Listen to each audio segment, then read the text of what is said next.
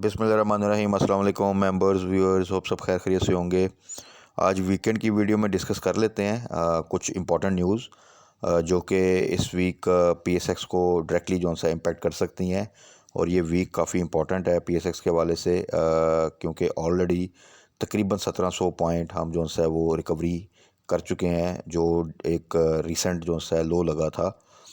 दिसंबर में। तो उसके बाद अब ये वीक जो सा है वो बड़ा डिसाइसिव होगा कि फ़र्दर मार्केट जो सी है वो आगे पॉइंट्स गेन करेगी, थोड़ी सी मज़ीद रैली बनाएगी, या दोबारा से जो हमने एक रिकवरी की है ये दोबारा से 500,000 पॉइंट हम डाउन जा सकते हैं। तो इसलिए थोड़ा सा उन न्यूज़ को डिस्कस कर लेते हैं, क्या एक्सपेक्टेशन है, हमारी स्ट्रेटजी क्या होनी चाहिए, और दूसरा जो मैक्सिमम स्टॉक्स हम आज डिस्कस कर सकते हैं डिफरेंट सेक्टर्स के, उनको हम डिस्कस कर लेते हैं कि उनमें हमारी क्या स्ट्रेटजी होनी चाहिए, किस स्टॉक को हमने बाय करना है, किस में प्रॉफिट टेकिंग करनी है, स्टॉप लॉस लगाना है।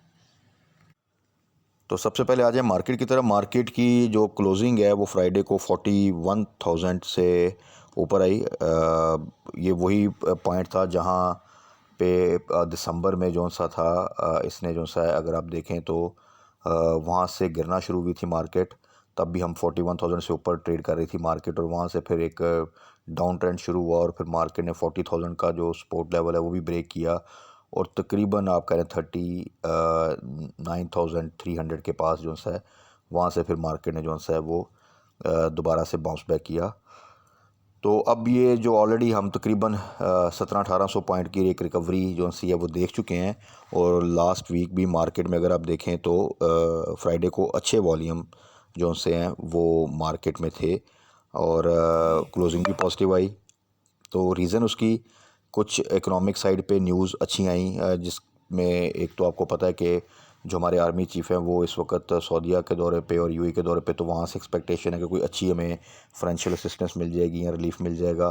प्लस अभी जिनेवा में साइड लाइन्स पे आईएमएफ के साथ भी एक बातचीत हो रही है कि वहाँ पे कोई मीटिंग होगी इसहाक डार की, और वहाँ पे कुछ हमें आगे फर्दर क्लैरिफिकेशन मिल सकती है कि आईएमएफ जो सा है वो अपना प्रोग्राम जो सा है वो कब दोबारा से हम उसके ऊपर उनसे बातचीत करेंगे, और फिर वो रिज्यूम होता है नहीं होता। अभी रिसेंटली एक न्यूज़ आई, फिर उसके डिनाइल भी आया कि आईएमएफ के जो एमडी उन्होंने फ़ोन किया, और चाइना के साथ जो एक बात हुई थी कि चाइना ने रिकमेंड किया था आईएमएफ को कि वो पाकिस्तान को सपोर्ट करे, और उसके अकॉर्डिंग शहबाज शरीफ ने जो उनसे एक स्टेटमेंट दी, पर उसका फिर कुछ न्यूज़ में डिनाइल भी आया। सो इस वक्त जो भी इकनॉमिक साइड पे चीज़ें चल रही हैं उसमें भी अगर आप देखें तो पॉलिटिकल जो है ना पहलू काफ़ी आ जाता है, क्योंकि मुख्तलिफ बयान आते हैं। एक साइड से उसके हक़ में बयान आते हैं, एक साइड में उसके अगेंस्ट बयान आते हैं। तो उसमें कुछ पता नहीं चलता कि क्या चीज़ें इस वक्त एक्चुअल चल रही हैं, जब तक कि प्रैक्टिकली कोई आउटकम हमारे सामने ना आ जाए।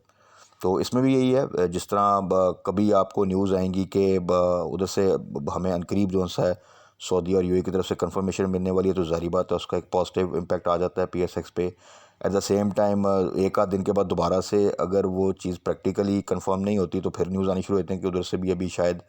कुछ नहीं मिल रहा, तो वो डेफिनेटली एक नेगेटिव इम्पैक्ट आ जाता है मार्केट में, क्योंकि मार्केट तो इस वक्त एक अच्छी न्यूज़ का वेट कर रही है, वो ख़ास तौर पे इकोनॉमिक साइड पे भी, और at the same time political side पे जो एक स्टेटस को भी फ़िलहाल चल रहा है, इसका भी इस वीक में पता चलना है कि जो वोट ऑफ कॉन्फिडेंस या नो कॉन्फिडेंस की मूव है इसका क्या बनता है,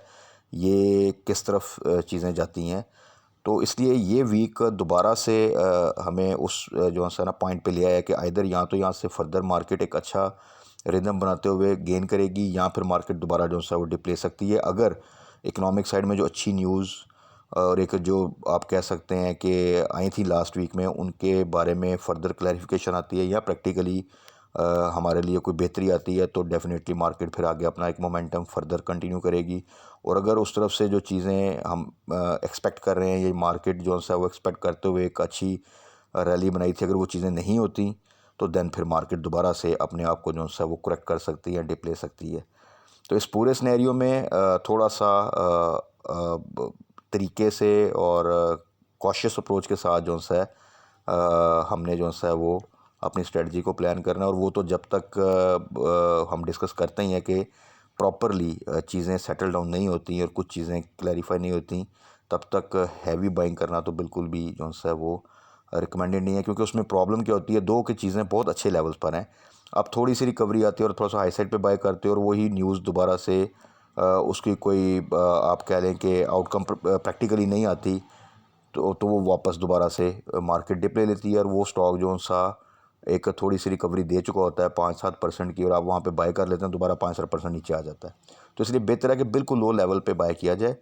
और या अगर आपने बाय करना है तो पार्शियल बाइंग कीजिए, कैश थोड़ा सा होल्ड किया जाए, ताकि अगर फर्दर नीचे कोई डिप आता है तो वहाँ पे आप एवरेज कर सकें। अगर आप फुल बाइंग कर लेंगे तो फिर आपको या तो वेट करना पड़ेगा, और उसके अलावा आपके पास कोई और हल नहीं है। तो इसी तरह इस वीक में भी अल्लाह करे कि ये ख़ास तौर पे जो सऊदीया यूएई की तरफ से कोई अच्छी न्यूज़ आ जाए, या जिनेवा से हमें आईएमएफ वाली कोई अच्छी न्यूज़ आ जाए, तो देन फिर हम फर्दर जो सा है ज़्यादा जिसे कहते हैं अच्छी प्रोबेबिलिटी के साथ जो सा है वो एक्सपेक्ट कर सकते हैं कि मार्केट आगे फर्दर जो सा है एक अच्छी रिकवरी मज़ीद जो सी है वो कंटिन्यू करेगी, और उसमें फिर डेफिनेटली जो भी हमने बाइंग की थी रिसेंटली, जिन स्टॉक्स को टारगेट किया था, उनमें से कुछ तो ऑलरेडी थोड़ा सा गेन दे रहे हैं, वो मज़ीद बेहतर हमें एक अच्छा एग्ज़िट दे देंगे पॉजिटिव साइड पे। और वहाँ पे एग्ज़िट लेना भी बहुत ज़रूरी है जब तक कि पॉलिटिकल साइड पे चीज़ें बेहतर नहीं होती, ताकि कोई डिप फर्दर आए तो वहाँ पे आप दोबारा बाय बैक कर सकें। और plus on the other side, अगर आप इस अगले 1-2 माह 3 माह को लेके चल रहे हैं और रिज़ल्ट सीज़न को भी साथ जो है वो कंसिडर कर रहे हैं कि इसमें चीज़ें भी सेटल डाउन हो जाएं, और आगे रिज़ल्ट सीज़न जब कपल करे तो वहाँ पे हमें एक अच्छा गेन मिल जाए, तो देन उसको भी मद्देनज़र रखते हुए पिक एंड चूज़ की जो पॉलिसी है वो हम बिल्कुल उसको जो है वो फॉलो करेंगे। अब जी ज़रा स्टॉक्स को डिस्कस कर लेते हैं, जो नॉर्मली हम वीकेंड की वीडियो में डिस्कस करते हैं कि हमारी क्या स्ट्रेटजी होनी चाहिए, क्या पोटेंशियल है, कहाँ पे हमने बाय करना है, किस में प्रॉफिट टेकिंग लेवल्स हैं जहाँ पे हमें प्रॉफिट टेकिंग करनी चाहिए, स्टॉप लॉस लगाना चाहिए लाजमी।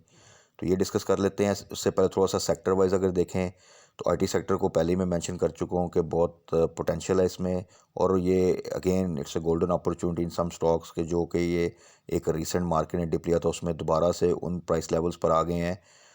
जो कि बहुत ही अट्रैक्टिव प्राइस लेवल्स हैं, और वहाँ से बड़ा अच्छा गेन हमें जो है वो मिल सकता है। रिफाइनरी सेक्टर में भी एक मूवमेंट दोबारा से जो है वो देखी गई है, बिकॉज के रिफाइनरी पॉलिसी के वाले से न्यूज़ आ रही है कि वो उसकी जो सी है अप्रूवल बहुत जल्द हो सकती है। एट द सेम टाइम वो भी बहुत लो लेवल्स पर थे, और उसमें से दोबारा से जो सी है प्रोबेबिलिटी है कि एक नॉर्मल जो लेवल होता है स्टॉक्स का वहाँ तक, तो वो डेफिनेटली जो है वो आ सकते हैं, और वो भी एक अच्छी परसेंटेज बनती है गेन की। और फर्दर क्या पोटेंशियल है उसको भी डिस्कस कर लेते हैं। तो स्टॉक्स में अगर देखा है, सबसे पहले आईटी सेक्टर में आए तो एवेंसियन। एवेंसियन तो 80 से नीचे कोई भी प्राइस हो तो बड़ी अच्छे लेवल्स हैं और वहाँ पे बाइंग बनती है, और वही स्टॉक जब अगर 70 से नीचे मिल रहा हो तो फिर तो वो इट्स एन गोल्डन अपॉर्चुनिटी, यही डिस्कस किया था। और फ्राइडे को इसने अच्छी मूवमेंट बनाई और 71.2 की जो क्लोजिंग दी है। स्टिल जिन दोस्तों ने जो 70 से नीचे बाई किया, बहुत ही ज़बरदस्त बाइंग है उनकी, होल्ड करें, अपनी बाइंग प्राइस पे स्टॉप लॉस लगा लें for the safer side. Otherwise in level पे ये स्टॉप लॉस के बगैर आप इसको होल्ड करें, कोई इशू नहीं है, बल्कि डिप पे आप इसको ऐड ऑन करें। 100+ का टारगेट तो इमीडिएट टारगेट रखें, और अगर जब इसका रिज़ल्ट आना है जिसमें ये पे आउट भी देता है, हिस्टोरिकली बोनस भी देता होता है, तो वहाँ पे अच्छी रैली एक्सपेक्ट की जा सकती है, डिपेंडिंग अपॉन कि अगर पॉलिटिकल और इकोनॉमिक साइड पे चीज़ें बेहतर हुई और मार्केट एक प्रॉपर सस्टेनेबल रैली बना ली, तो फिर 2021 में इसने जो 145 का एक हाई लगाया था, तो इसमें पूरा पोटेंशियल है कि ये उस हाई को भी दोबारा टच कर सकता है। बट डेफिनेटली ये मार्केट के डायनामिक्स पे भी डिपेंड करता है, बट 100+ फॉर श्योर इंशाल्लाह ताला आप इसको टारगेट कर सकते हैं, जो कि एक अच्छी परसेंटेज बनती है। उसके बाद इस सिस्टम का तो हम डिस्कस कर चुके हैं ऑलरेडी, बहुत ज़बरदस्त गेंद दे चुका है, और ये दोबारा जब इसने रिसेंट एक डिप लिया था तो वहाँ पे फिर दोबारा मेंशन किया था कि 480 से नीचे जाए, और तो आप इसको दोबारा टारगेट कर सकते हैं। ये डेफिनेटली 500 तो दोबारा क्रॉस करेगा in very short period of time, और अभी आप देखें तो ये तकरीबन 500 के पास तो आ चुका है। 496 की क्लोजिंग दी है इसने, बल्कि 97 ही आप कह लें। तो 500 तो आप इसी वीक में इसको देख सकते हैं। प्लस अगेन अगर आप इसको लॉन्ग टर्म के लिए रखें ऐसा स्टॉक, तो ये अभी आने वाले आप देखेंगे टाइम में आपको 600 और 700 तक भी नज़र आ सकता है, बट डेफिनेटली उसमें एक रीज़नेबल टाइम लगेगा। बट ये वो स्टॉक है जो कि अगर डिप ले भी तो बड़ी जल्दी जो है वो रिकवरी देता है, और अपनी एक फिर पोजीशन बना लेता है, और फिर वहाँ से अपवर्ड मूवमेंट इसमें अच्छी बन जाती है। सो जिन दोस्तों ने तो 300 के पास शुरू में जब हमने 2022 में मेंशन किया था वहाँ पे लिया, तो वो तो ऑलरेडी बहुत अच्छे प्रॉफिट में होंगे। अगर उन्होंने प्रॉफिट टेकिंग नहीं की, अगर उन्होंने 500 से ऊपर प्रॉफिट टेकिंग की है तो वो दोबारा से इसी स्टॉक में अपने जो है वो कैश को इन्वेस्ट करें, रादर कि आप किसी और स्टॉक में जाएं, क्योंकि सिस्टम में बहुत पोटेंशियल है शॉर्ट ट्रेड्स के लिए भी और आगे फर्दर जो है ग्रोथ के लिए भी।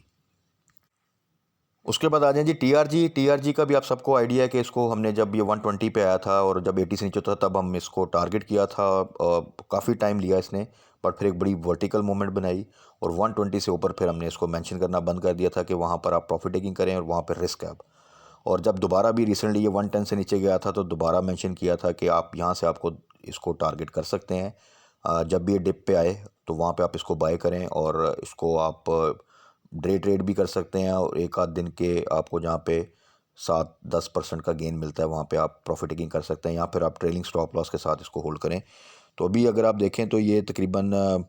110 से नीचे गया और वहाँ से अभी अगर आप देखें तो तकरीबन 10 रुपये का गेन तो दे ही चुका है। 116 से ऊपर की क्लोजिंग दी है इसने। तो जिन दोस्तों ने तो वहाँ पे बाय किया था इसको, वो तो मेरा ख्याल है या तो प्रॉफिट टेकिंग कर लें या 110 का स्टॉप लॉस रखें और इसको फर्दर अगर कल हाई साइड पे थोड़ा सा आपको चांस मिलता है 120 के पास या ऊपर, तो वहाँ पे एक दफ़ा प्रॉफिट टेकिंग करना बेहतर है। हाँ, यहाँ पर नई बाइंग रिकमेंडेड नहीं है, अभी थोड़ा सा रिस्की हो जाएगा क्योंकि आईटी सेक्टर में बहुत से स्टॉक्स हैं जो कि बहुत अच्छे रेटों पर हैं, तो बेहतर है कि उनको आप कंसिडर करें। यहाँ पे प्रॉफिट टेकिंग बनती है, बाइंग के लिए आप इसको कम से कम 110 से नीचे जाए तो तभी आप इसको जो है वो कंसिडर कर सकते हैं। उसके बाद आ जाए जी नेटसोल। नेटसोल वो स्टॉक है जिसने लास्ट ईयर में हमने इसको टारगेट किया था। इसी तरह ये 85-86 के पास था और वहाँ से इसने फिर एक रैली बनाई और 123 का हाई लगाया था और फिर काफ़ी अर्सा ये 110 टू 120 और 105 टू 115 इन रेंजेस में मूव करता रहा। और काफ़ी अरसे के बाद अगर आप देखें तो ये जो रिसेंट दिसंबर में जो एक मार्केट ने डिप लिया था उसमें ये दोबारा 90 से नीचे आया था। तो actually this is golden opportunity कि आप ऐसा स्टॉक जो कि किसी वजह से नीचे आपको दोबारा मिल रहा है तो वहाँ पे बाय करना बनता है और यही हमने सजेस्ट किया था। और उसमें भी अगर देखें तो ये 5-6 रुपये का गेन दे चुका है। अभी 90.7 की क्लोजिंग दी है इसने फ्राइडे को। तो स्टिल आप अगर यहाँ पे आपने ऊपर प्रॉफिट टेकिंग की हुई है और उसको दोबारा टारगेट कर लिया तो वेल एंड गुड, होल्ड करें अपने स्टॉप लॉस जो उनसे अपनी बाइंग प्राइस पे लगाकर। और अगर अभी आप बाय करना चाहते हैं तो 90 से बिलो या 90 के आसपास भी बाय कर सकते हैं। अगर आप इसको होल्ड कर सकते हैं तो ये इंशाल्लाह ताला दोबारा आपको यहाँ से एक अच्छा गेन दे के जाएगा। और जैसे ही ये फिर 100 क्रॉस करेगा वहाँ पे हम डिस्कस कर लेंगे कि हमने क्या स्ट्रेटजी करनी है। मार्केट थोड़ा सा सपोर्ट करती है तो ये भी आपको दोबारा से 120 प्लस नज़र आएगा इंशाल्लाह। उसके बाद आ जाए जी हैस्कोल। हैस्कोल भी 2022 में अगर आप देखें तो छोटे स्टॉक्स में इसमें कुछ बेहतर न्यूज़ आनी स्टार्ट हुई और काफ़ी अरसे से जो ये बहुत ही लो प्राइस पे ट्रेड कर रहा था, इसने एक अच्छा मूवमेंट भी दी और अच्छा गेन भी दिया। 8+ पे ऊपर से क्लोजिंग भी दी, वहाँ पे हमने प्रॉफिट टेकिंग भी सजेस्ट की थी, 7 का स्टॉप लॉस भी बताया था। जब ये दोबारा 6 से नीचे गया तो वहाँ पे हमने यही कहा था कि this is again very good opportunity कि इसमें आप दोबारा इसको बाय करें। और वहाँ से इसने एक रैली बनाई। उस वक्त र्यूमर जिसकी यही आती हैं कि इसकी जो मीटिंग आएगी जिसमें ये आगे डिफ़ॉल्टर काउंटर से निकल सकता है, कोई बेहतर न्यूज़ आ सकती है, उसके ऊपर फिर एक रैली बनती है। बट अगेन अगर जब तक कि प्रैक्टिकली वो चीज़ें फिर थोड़ी सी डिले होती हैं तो देन अगेन वो एक अपनी जो सी है पोजीशन को दोबारा से वो किसी प्राइस रेंज में मखसूस में जो है वो कंसोलिडेट करना स्टार्ट कर देता है। तो अभी इसमें यही सिनेरियो है। एक बिल्कुल डिप पे जब कोई भी स्टॉक आता है तो वहाँ से एक बाउंस बैक तो आता है, तो वो एक तो कैप इसने लगा दिया। अब जो इस वक्त ये तकरीबन आप देखें तो 6.4 के आसपास है, तो यहाँ पर आप डिप पे इसको बाय कर सकते हैं 6 के स्टॉप लॉस के साथ। और वहाँ से फर्दर फिर वही जो पुराना, अगर आपको याद हो 2022 में हमने इसी तरह टारगेट किया तो फिर इसने वहाँ से रैली बनाई थी और 8 से ऊपर का हमें टाइम दिया था कि वहाँ पे हम प्रॉफिट टेकिंग करें। तो उम्मीद है कि इसमें जल्द जो है वो बेहतर न्यूज़ आ सकती है और अगर प्रॉपर न्यूज़ आ गई प्रैक्टिकली और डिफ़ॉल्टर काउंटर से निकल गया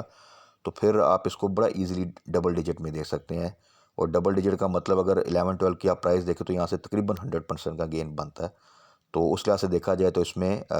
रिस्क थोड़ा कम है और जो प्रॉफिटेबिलिटी है वो काफ़ी ज़्यादा है। उसके बाद आ जाए जी अटक रिफाइनरी। ये भी आप सबको याद है कि इसने बहुत ज़बरदस्त गेंद दिया था रिफाइनरी सेक्टर में। बाकी रिफाइनरी ने उतना अच्छा परफॉर्म नहीं किया जितना अच्छा अटक रिफाइनरी ने परफॉर्म किया। और बड़ी वर्टिकल मूवमेंट बनती है अपसाइड पे भी और डाउन साइड पे भी, बड़ी जल्दी नीचे आता है ये। लेकिन रिकवरी जो है इसकी बड़ी अच्छी होती है, बड़े शॉर्ट पीरियड ऑफ टाइम में होती है और ये इसने रिसेंटली किया। दो दफ़ा इसने 170 को क्रॉस किया और वहाँ पे हमने ये सजेस्ट किया था कि 165 का स्टॉप लॉस लगा के होल्ड करें या वहाँ पे प्रॉफिट टेकिंग करें। और जब ये 140 से नीचे आता है तो वहाँ पे फिर ये होता है कि वहाँ पे आप इसको दोबारा से बाय करें। और उसमें जब ये 130 से नीचे चला गया तो देन अगेन वो बजाय पैनिक के इस तरह के स्टॉक में मज़ीद गोल्डन अपॉर्चुनिटी थी कि आप वहाँ पे इसको बाय करें। और यही हमने टारगेट किया और वहाँ से देखें आप विद इन नो टाइम ये जो है अब इस वक्त 161 के ऊपर दोबारा से आ चुका है। और अगर कोई अच्छी न्यूज़ फर्दर रिफाइनरी पॉलिसी के बाद से आती है तो आप देखेंगे कि दोबारा 170 की प्राइस जो सी है वो जो है वहाँ पे ट्रेड करता नज़र आएगा, जो कि अगर आप देखें तो ये एक बहुत ही ज़बरदस्त गेन बनता है in a very short period of time. यानी अगर आप 130 भी कंसिडर करें तो 130 से 170 आप 40 पॉइंट का गेन जो है वो देख सकते हैं इन जस्ट 2 वीक्स टाइम। तो आने वाले दिनों में प्लस फर्दर इसमें पूरा पोटेंशियल है कि 200 भी क्रॉस कर सकता है, बट इट ऑल डिपेंड्स कि मार्केट थोड़ा सा सपोर्ट जो है वो दे। तो अटक रिफाइनरी के लिए इस वक्त जो स्ट्रेटजी है, जो हमने 130 के पास और 130 से बिलो बाइंग की थी, वो जो दो सब जो है 155 का स्टॉप लॉस रख के इसको फर्दर होल्ड कर सकते हैं। यहाँ पे अगर वो प्रॉफिट टेकिंग करना चाहते हैं, अच्छी क्वांटिटी है तो पार्शियल प्रॉफिट टेकिंग ज़रूर कर लें, अदरवाइज़ 155 का स्टॉप लॉस जो है वो ज़रूर रखें। बाकी रिफाइनरी सेक्टर में नेशनल रिफाइनरी भी परफॉर्म करती है, इसके साथ ही है पीएलएल ने भी एक बाउंस बैक किया है, बट स्टिल उसमें अभी रूम है कि उसने अपनी जो प्रीवियस एक 2022 में 20 की जो प्राइस थी वहाँ पर वो गया था, तो दोबारा से वही टारगेट आप उसको रख सकते हैं। एटलीस्ट 18 to 20 के दरमियान प्रॉफिट टेकिंग लेवल रख सकते हैं अगर आपने रिसेंटली उसको बाय किया तो। But again trailing stop loss के साथ चीज़ों को होल्ड करें जब तक कि मार्केट की वॉलेटिलिटी रहती है। उसके बाद आ जाए जी ओजीडीसी और पीपीएल दोनों ही अगर आप देखें तो उन्होंने बड़ी ज़बरदस्त एक जो है रैली बनाई है रिसेंट वीक्स में और काफ़ी अरसे बाद। रीज़न यही थी कि एक तो प्राइसेस बहुत अच्छी थी, कुछ न्यूज़ बेहतर हैं आने वाले दिनों में। ओजीडीसी स्पेसिफिकली अगर आप देखें तो जो रिकोडिक है जो आपका एक मेगा प्रोजेक्ट है वहाँ पर इसके 8% के करीब आई थिंक स्टेक्स हैं। तो ओजीडीसी वैसे ही काफ़ी स्ट्रॉन्ग कंपनी है, बहुत ही चीप रेट पे अवेलेबल है, प्लस आने वाले दिनों में मज़ीद इसके लिए बेहतरी है। तो वहाँ से देखा जाए तो जो 72 की प्राइस थी जब हम इसको मेंशन करते थे that was the best price. और वहाँ से यही सजेस्ट किया था कि जब 80 पे है तो वहाँ पे आपने या तो प्रॉफिट टेकिंग करनी है या 78 का स्टॉप लॉस मैंने मेंशन किया था कि उसके साथ आप इसको होल्ड कर सकते हैं। तो अगर अब आप देखें तो तकरीबन 82.3 पे इसकी क्लोजिंग है। तो जिन दोस्तों ने भी 75 से नीचे किसी भी रेट पे बाय किया हुआ तो उनके लिए एक अच्छी प्रॉफिटेबिलिटी है। वो यहाँ पे अगर क्वांटिटी अच्छी है तो एटलीस्ट पार्शियल प्रॉफिट टेकिंग तो ज़रूर करें, या फिर 80 का स्टॉप लॉस लगा के इसको जो है वो आप होल्ड करें, ताकि अगर किसी किस्म का डिप आए तो आप पॉजिटिव साइड पे 80 के पास एग्ज़िट लें और दोबारा डिप पे इसको बाय बैक कर सकें। और अगर आप लॉन्ग टर्म होल्डिंग करना चाहते हैं तो अगेन फिर 80 से बिलो कोई भी प्राइस है तो वो एक अच्छी प्राइस है जहाँ पे अगर आप एंट्री लें तो यहाँ पे एक हाई प्रोबेबिलिटी है कि आप एक अच्छा गेन करके इंक्लूडिंग द पे आउट्स आप इसमें से जो है वो अचीव कर लेंगे। उसके बाद आ जाएं जी मिचल्स फूड का भी हम टाइम टू टाइम डिस्कस करते रहते हैं, थोड़ा सा बस इसको डिस्कस कर लेते हैं कि इस वीक के लिए अगर किसी ने बाय करना है, मिस हुआ है या किसी ने ऊपर प्रॉफिट टेकिंग की है, जब रिसेंटली इसने 97 98 का जो है मेरे ख्याल में हाई लगाया है, तो वो दोबारा 90 से नीचे जो है इसको टारगेट कर सकता है, बाय बैक कर सकता है।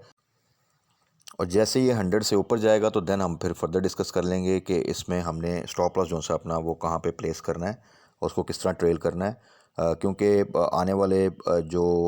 पीरियड है टाइम पर जिसमें हमने इसको टारगेट किया हुआ 3 to 6 मंथ, उसमें बहुत अच्छा गेन एक्सपेक्टेड है और ये अपने नॉर्मल लेवल्स जो कि तकरीबन आप कह लें 150 प्लस बनते हैं, बिल्कुल उस वहाँ पे ट्रेड करता नज़र आ सकता है आपको, जैसे ही थोड़ी सी इम्प्रूवमेंट आप इसके रिजल्ट्स में देखेंगे जिसकी एक हाई प्रोबेबिलिटी है। उसके बाद आ जाएं जी फूड सेक्टर में यूनिटी पे। यूनिटी जो इसमें डिप आया आप सबको पता है, जो न्यूज़ हैं तो अभी जो 14.14 की इसकी क्लोजिंग आई है, तो 14 के पास या 14 से नीचे आपको मिले तो यहाँ पे आप इसको बिल्कुल एवरेज कर सकते हैं। ख़ास तौर पे वो लोग जिन्होंने 20 से ऊपर बाइंग की हुई है इसकी, तो यहाँ पे एवरेज करेंगे तो यहाँ से ये बाउंस बैक करके एक अच्छी रिकवरी देगा, तो आपकी एटलीस्ट जो है वो एवरेज अच्छी हो जाएगी और फिर आपको ब्रेक इवन के लिए जो है अपनी बाइंग प्राइस का वेट नहीं करना पड़ेगा। और इवन अगर ये 17 18 के पास भी जाता है तो आप पॉजिटिव साइड पे आ जाएंगे। सो जिन दोस्तों ने भी 20 टू 30 के दरमियान या 20-25 जो most probably last year price range रही थी इसकी, वहाँ पे अगर बाय किया हुआ है तो वो बिल्कुल यहाँ पे डिप पे इसको एवरेज कर सकते हैं। उसके बाद आ जाए जी final one TPLP। TPLP chance दे रहा है, और जो इसमें बड़ी आपको याद होगा कि डल मार्केट में भी अच्छे वॉल्यूम लगते थे, अभी थोड़ा सा साइड लाइन पे है, but actually this is the right time. और ये प्राइस भी अगर आप देखें तो 17 से नीचे अगर आपको मिलता है तो it's a very good price. यहाँ पे आप बाय करके थोड़ा सा वेट करें, जब इसमें मूवमेंट बनेगी तो आप सबको ही पता है इसकी जो स्विंग ट्रेड्स थी वो 20 to 22-23 के दरमियान ईजीली जो सा ये आपको ट्रेड दे जाता है। और काफ़ी अरसे के बाद ये 17 इसने जो सा है वो ब्रेक किया था, तो यहाँ पे बिल्कुल आप इसको टारगेट कर सकते हैं। जो दोस्तों अच्छी स्विंग ट्रेड इसकी एंजॉय कर चुके हैं 2022 में, उनको पता है यहाँ पे वो बिल्कुल बाय करके इसको होल्ड करें। जो करना चाहते हैं, जो प्रॉपरली प्रॉफिट टेकिंग नहीं कर सके, तो वो यहाँ पे इसको एवरेज कर सकते हैं। तो ये अनकरीब आपको दोबारा से जो सा 20 की प्राइस तो इजीली दे जाएगा, जहाँ पे आप प्रॉफिट टेकिंग कर सकते हैं in a short period of time. तो ये तो थे जी स्टॉक्स जिनको हमने डिस्कस किया स्पेसिफिकली कल के लिए और इस वीक के लिए, कि इनको आप किन लेवल्स पे टारगेट कर सकते हैं, और जो ऑलरेडी अच्छा गेन दे चुके हैं वहाँ पे हमने कहाँ पे स्टॉप लॉस लगाना है। बाकी मार्केट के हवाले से डिप आ सकता है, क्योंकि थोड़ी सी एम्बिग्युइटी कुछ चीज़ों की आई है, कुछ न्यूज़ की IMF के हवाले से और बाकी चीज़ों की, जो कि काफ़ी बेहतर उस वक्त लग रही थी, जिसकी वजह से फ्राइडे को अगर आप देखें तो अच्छी closing I, despite of this thing के आगे वीकेंड था। अदरवाइज नॉर्मली अगर आप देखें तो जितना भी पिछले अरसे में फ्राइडे को मार्केट थोड़ा सा वॉलेटाइल रहती थी, but at the same time किसी वक्त भी अच्छी न्यूज़ आएगी तो फिर वहाँ पे मार्केट एक अच्छा जो सा है वो गेन और आप उसमें एक मोमेंट देख सकते हैं। तो जब तक कि वो न्यूज़ में किसी किस्म का डिले आता है, तो वहाँ पे फिर आप थोड़ा सा मार्केट को करेक्शन मोड में देख सकते हैं, थोड़ा सा रेंज बाउंड डल देख सकते हैं। बट एनी हो, इस वीक में ही आप सबको आइडिया है कि ये न्यूज़ जो सी है अल्टीमेटली उनकी कंफर्मेशन आ जाएगी कि इकोनॉमिक साइड पे हम किस तरफ जा रहे हैं, at the same time political side पे भी पंजाब के हवाले से ख़ास तौर पे चीज़ें किस तरह मूव कर रही हैं। तो वो ये दोनों चीज़ें इसी वीक में क्लैरिफाई होनी है, इसलिए ये वीक इम्पॉर्टेंट भी है, और ये थोड़ा सा मार्केट की डायरेक्शन भी जो सा आने वाले दिनों में और आने वाले हफ्तों में वो सेट करेगा कि मार्केट किस तरह बिहेव करेगी, किस तरफ जाएगी। सो थोड़ा सा न्यूज़ के हवाले से अपडेट रहते हुए अपनी स्ट्रेटजी को प्लान करें, और जब तक कि कोई प्रॉपर प्रैक्टिकली अच्छी न्यूज़ नहीं आती तो हाई साइड पे बाइंग को अवॉइड करें, बट डिप पे एट द सेम टाइम जो अच्छी अपॉर्चुनिटी मिल रही है उसको ज़रूर अवेल करें। और यही चीज़ें हम साथ साथ डिस्कस भी करते रहते हैं, और आने वाले दिनों में भी इंशाअल्लाह डिस्कस करते रहेंगे। तब तक अपना ख्याल रखिएगा, दुआओं में याद रखिएगा। Stay blessed. अल्लाह हाफिज़।